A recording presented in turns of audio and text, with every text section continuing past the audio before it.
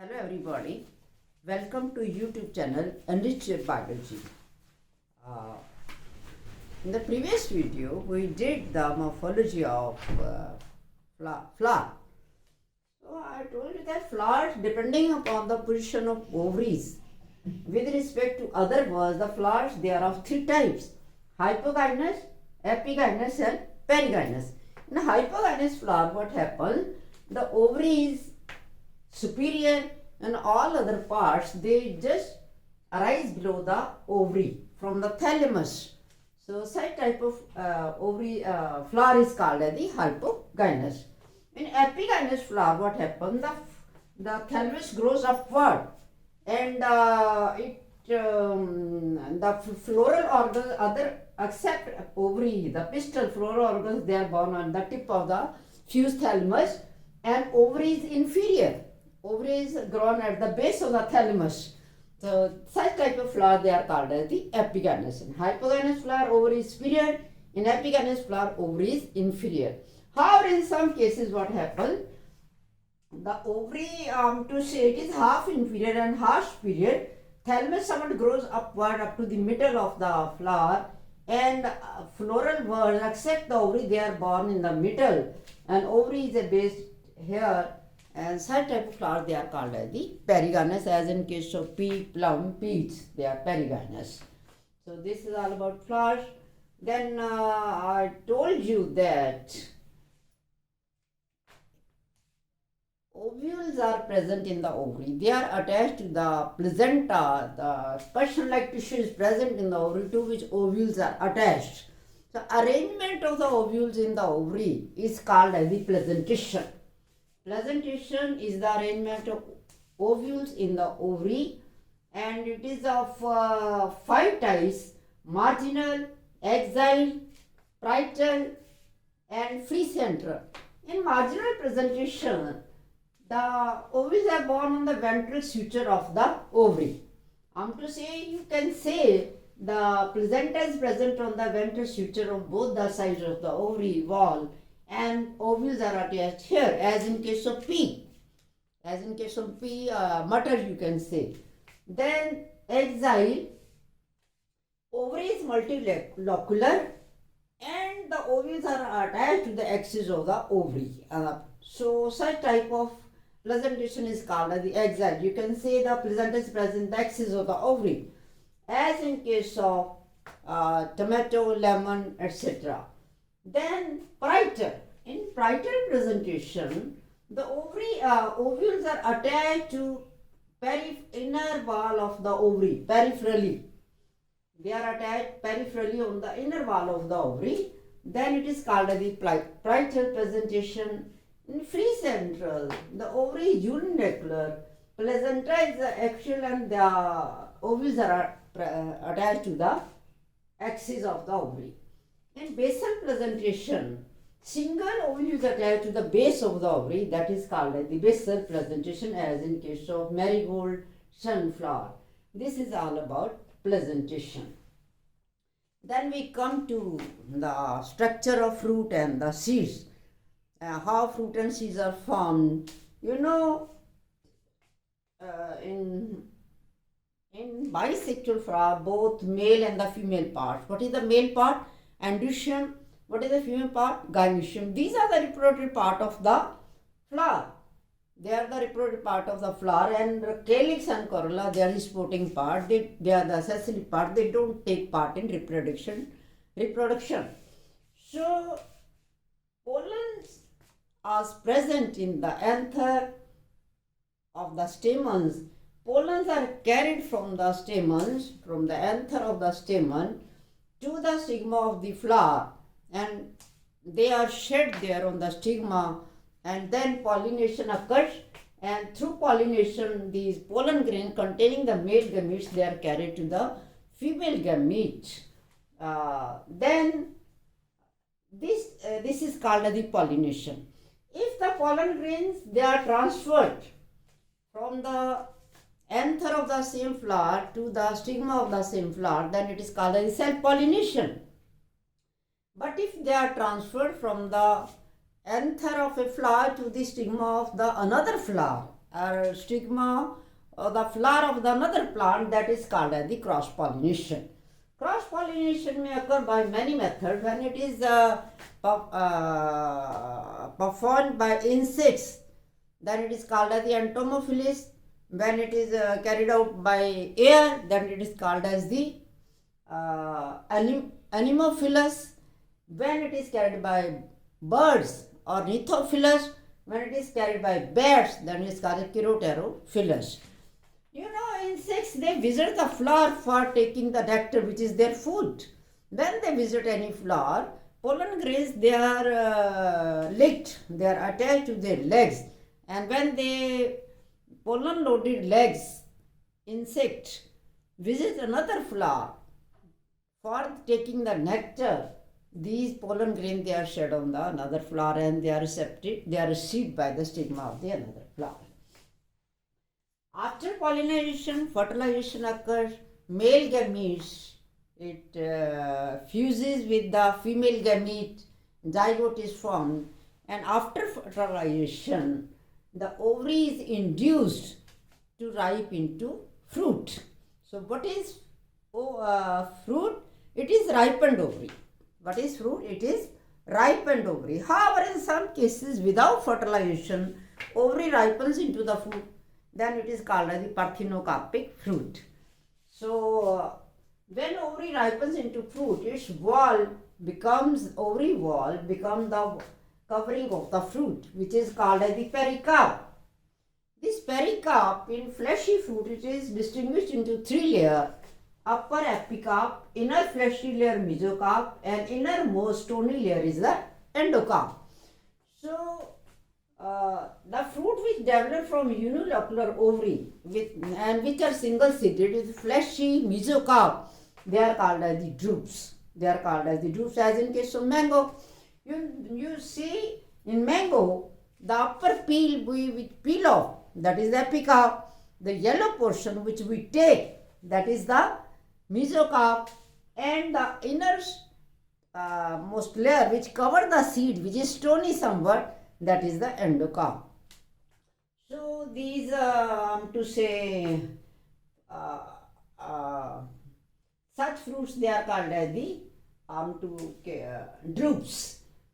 You know, in some cases mesocarp is edible, as in case of mango. In other cases, entire pericarp, mesocarp and epicarp, they are edible, endocarp edible, as in case of guava, as in case of apple. So, you know, in case of coconut, the outermost very thin layer which breaks while coming into the market, that is the epicarp. The fibrous layer which we see, which we peel off, that is the mesocarp, and the innermost stony layer, stony part which we break with force enclosing the seed, that is the endocarp, and the edible part is the endosperm, that is the seed, endospermic seed. When the fruits, they develop from the inflorescence, and different florets, they develop into the simple fruitlets, and these fruitlets, they are born on the inflorescence axis. Such fruits, they are called as the berries, as in case of blueberry, strawberry, raspberry, these are all berries.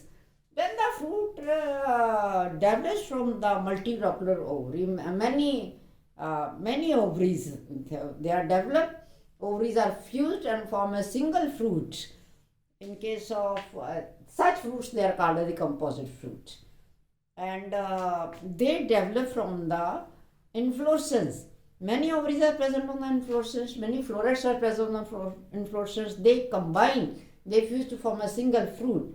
Such fruits, they are called as the composite fruit, as in case of pineapple, as in case of jackfruit. So this is all about the fruit. Then we come to the structure of seed. Fruit encloses the seed. Ovule ripens into ovules, they mature into fruit after fertilization. However, in some cases there is double fertilization. One male gamete fuses with the female gamete that in the ovule, and another male gamete fuses with the polar nuclei of the ovary, and they form the endosperm. They are the future endosperm, and double fertilization occurs. So what is the structure of seed? Seed from the outside is covered by a hard coat, seed, which is called as seed coat. Seed coat, it is two-layered, outer tegmen, which is very hard, and inner is testa. The seed coat encloses embryo axis, and this embryo axis is the future plant, is the future embryo. This embryo axis, upper tip is called as the plumule, which is the future shoot, and lower tip is called as the radicle, which is the future root. And to the embryo axis are attached food storing structure, which are called as the cotyledons. These cotyledons, they are two in case of dicot plants, they are single in case of monocot plants. So dicotyledonous plants, they have two cotyledons, one embryo axis to which they are attached. Upper tip is called as plumule, lower tip is called as the radicle, and there is a present scar-like structure on the fruit seed by which they are attached to the ovary wall. That is called as the hilum, and hilum at the tip has a pore which is called as the micropyle. The examples of dicots, you know, these grams, all beans, they are dicots. Pulses, they are dicots. So if you soak the gram overnight, and in the morning you can split up the seed into two parts.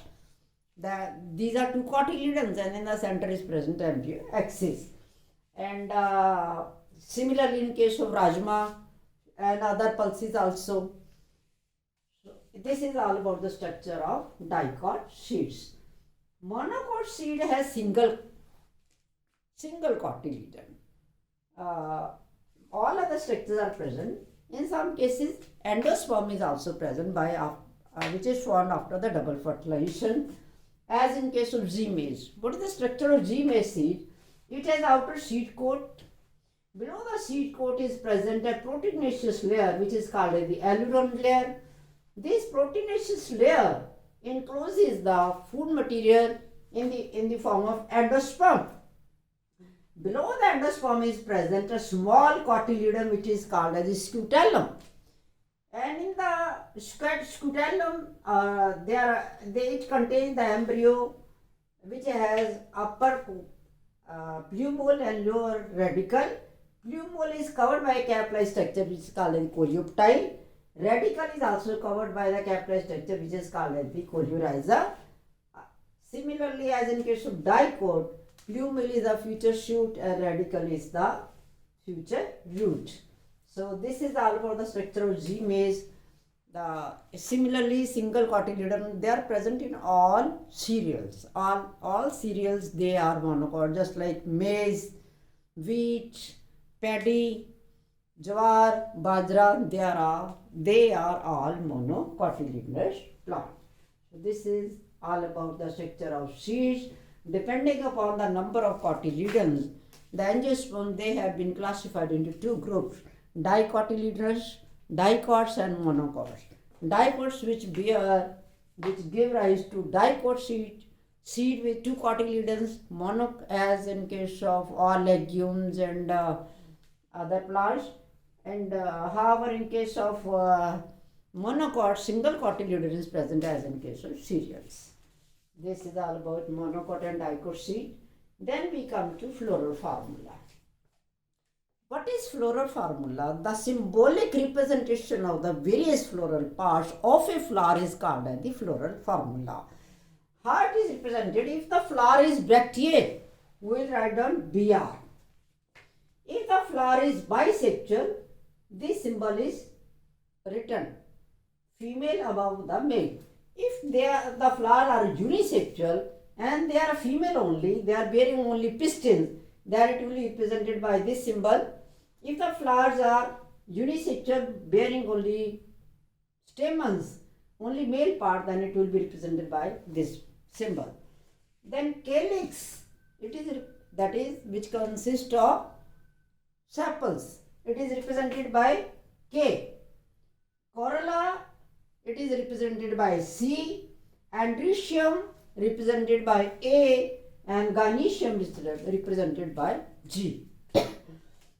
Now, the number of sepals, petals, andrecium and gynoecium, it is written below these symbols. If there are 5 sepals in the calyx, we will write down K5. If there are 5 sepals in the corolla, we will write down C5. If there are 4 stamens in the andrecium, we will write down A4. And if there is only 1 pistil or 2 pistil, we will write down G1. When sepals, they are fused and they are written in the bracket. Number is written here and below the K, they are written in the bracket. When calyx, corolla, petals are fused, again C5 in the bracket. When andreciums are they fused, A4 in the bracket, and gynoecium, it is also written in the bracket if the pistils are fused. If andrecium, or you can say stamen, base of the stamen is fused with the corolla, then it is called as the epipetalous, and it might be shown as such. You can say that is C5 and this is A4. So it will be shown like this.